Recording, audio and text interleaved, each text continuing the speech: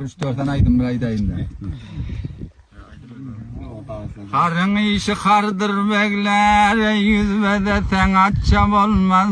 Başın yastığa degen son, ey oğul kıydın yaçay olmaz.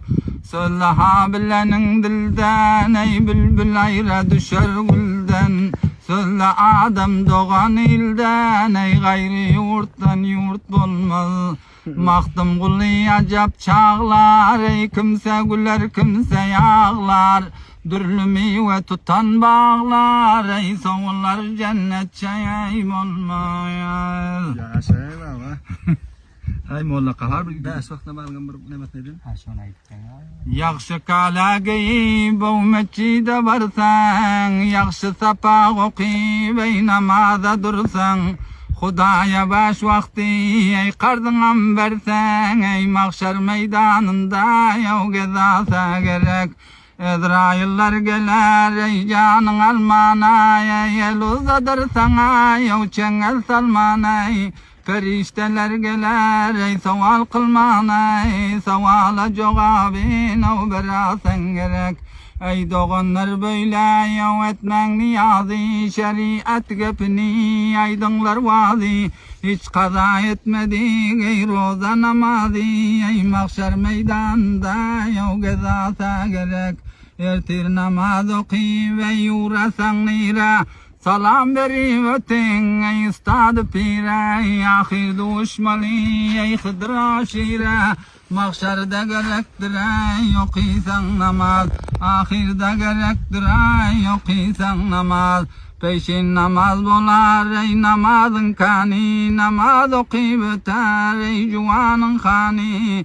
Hiç namaz okuymaz ey adam bir sana, mahşerde gerektir ey okuysan namaz, ahirde gerektir ey okuysan namaz. İkindi namazın o hemmesi farzdır, okuy namazını ey boynunda karzdır. Hudaya edilecek ey zikir vazdir, mahşerde gerektir ey okuysan namaz, ahirde gerektir ey okuysan namaz. Namaz şamam okuysan şeytanlar ağlar, eline daş alıp o sinesin dağlar. Namaz şamın üç perde dozakı bağlar, mahşerde gerektir ey okuysan namaz, ahirde gerektir ey okuysan namaz. Uptanam okuysan ey yüzersin karzey, behiştin işin ey açar tört parzey.